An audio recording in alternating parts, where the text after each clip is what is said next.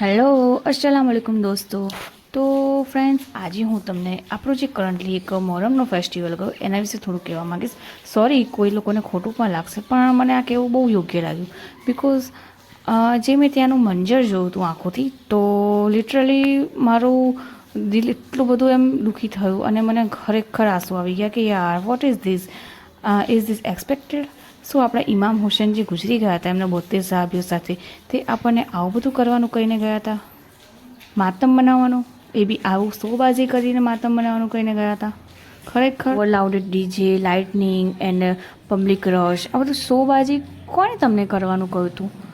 આપણે એટલું જ બધું ઇસ્લામમાં ફોલો કરવાનું હોય તો આપણે કેમ નહીં એમની ઇબાદત કરીને આ દિવસે ફોલો કરીએ? રસ્તા પર ગમે ત્યાં કાચ પડ્યા હતા, ગમે તેવો કચરો પડ્યો હતો, તો આ બધું સાફ જે કરતા હશે એ લોકોને કેટલા કાચ વાગ્યા હશે એવું કોઈ વિચાર? તો ગાઈસ, જેને પણ આ વિડીયોથી કોઈની લાગણી દુભાઈ હોય તો હું એને ખરેખર દિલથી માફી માગું છું. પણ શું આ યોગ્ય હતું? મને કોમેન્ટ્સથી જરૂર બતાવજો.